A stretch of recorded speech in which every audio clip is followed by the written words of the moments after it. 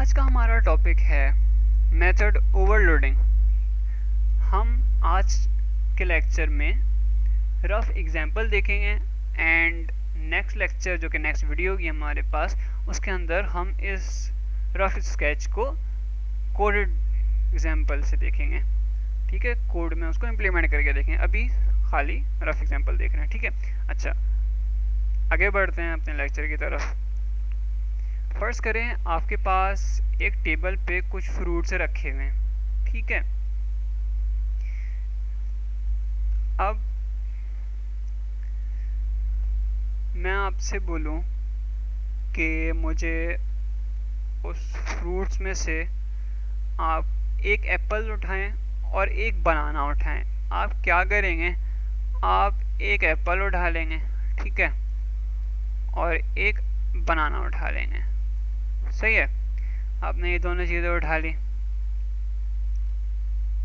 सही, आप मुझे वो उठा के दे देंगे।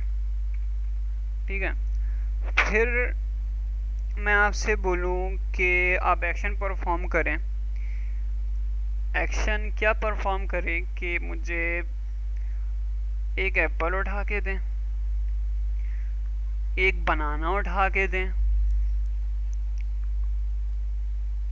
एक ऑरेंज उठा के दें और एक मैंगो उठा के दें। ठीक है,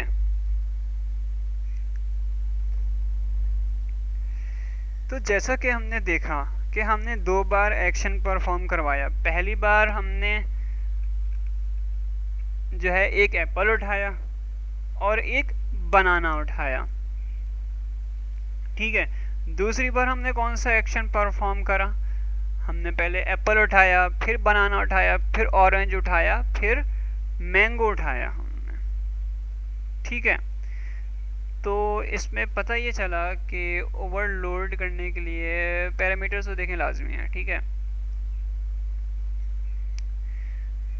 उस एक्शन के अंदर, उस मेथड के अंदर, उस फंक्शन के अंदर, अब उसे एक्शन कह लें, मेथड, कहीं एक्शन लिखा होता है, कहीं मेथड लिखा होता है, कहीं फंक्शन लिखा होता है, ये एक ही बात है। ठीक,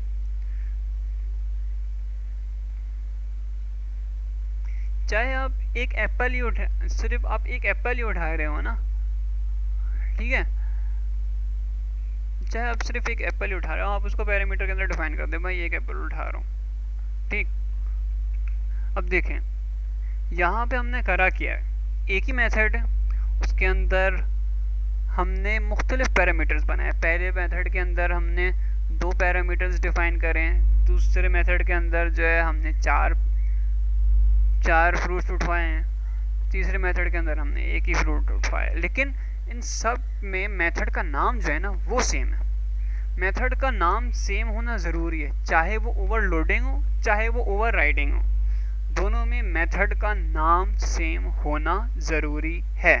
ये सिमिलैरिटी है इनकी। ठीक है, ओवरराइडिंग अभी आगे चल के एक डिफरेंस बताऊंगा कि ओवरलोडिंग और ओवरराइडिंग के अंदर क्या डिफरेंस है। अभी टॉपिक पे रहते हैं। ठीक, अच्छा,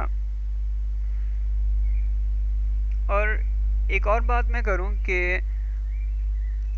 अगर आप ये करें कि आप एक मेथड, उसी नाम का मेथड बनाएं और उसके अंदर सेम पैरामीटर रखें विथ सेम वैल्यू, जो भी वेरिएबल है वही आप सेम वेरिएबल रखें और जो है एक ही पैरामीटर आप उसे डिफाइन करें, एक ही पैरामीटर। ठीक है, अब पहले बोलें कि भाई मुझे एक एप्पल का जो है मेथड बनाओ, एक एप्पल पिक करने का मेथड बनाओ। फिर आप बोलें कि एक एप्पल पिक करने का मेथड बनाओ। ओवरलोडिंग बोलेगा कि भाई आपने पहले मेथड बनाया हुआ है पिक फ्रूट, जिसके अंदर आप एक एप्पल उठा रहे हो, आप दोबारा क्यों बना रहे हो। इसमें ओवरलोडिंग नहीं होगी और एरर भी आ जाएगा आपके पास कि पहले से मेथड बना हुआ है। अच्छा, और तीसरी बात ये करना चाहूँगा कि अगर आप ऑर्डर तब्दील कर दें ना अपने पैरामीटर्स का, तो भाई ओवरलोडिंग बोलेगा कि हाँ भाई ठीक है, तो ये बात समझ आती है। आप पहले बोलें भाई एक मेथड बनाओ पिक फ्रूट का, जिसके अंदर आप पिक फ्रूट कर रहे हो। कौन सा फ्रूट, आप एक एप्पल पिक कर रहे हो और एक एक एप्पल पिक कर रहे हो और एक बनाना पिक कर रहे हो, ठीक है। फिर दूसरा मेथड बनाओ जिसके अंदर आप पहले जो है बनाना पिक कर रहे हो, फिर जो है एप्पल पिक कर रहे हो। तो ओवरलोडिंग बोलेगा हाँ भाई ये ठीक है, ये समझ आता है मुझे, वो ओवरलोडिंग भी हो जाएगी और दूसरा आपको एरर भी नहीं देगा ये, ठीक है।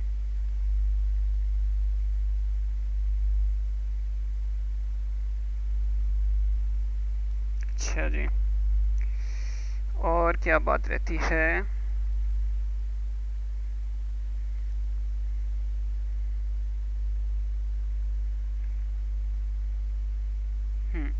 सबसे आखिरी और इम्पोर्टेंट बात याद रखें, ओवरलोडिंग के अंदर ज़रूरी नहीं है कि इनहेरिटेंस हो। ये बात इंटरव्यू में भी पूछी जाती है कि भाई क्या ओवरलोडिंग के किस चीज़ के अंदर इनहेरिटेंस ज़रूरी है, ओवरलोडिंग या ओवरराइडिंग? तो ओवरराइडिंग के अंदर जो है इनहेरिटेंस ज़रूरी है, ओवरराइडिंग इनहेरिटेंस के बगैर हो ही नहीं सकती, ठीक है।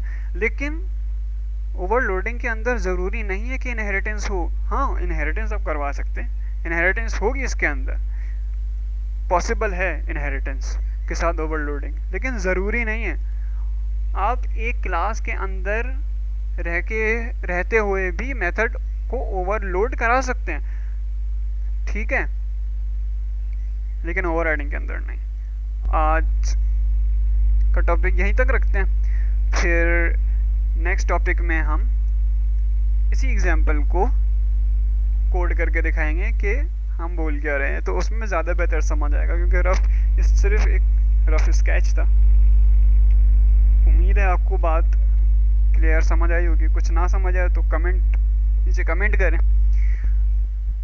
उससे हो सकेगा मैं तो आपको समझा दूंगा।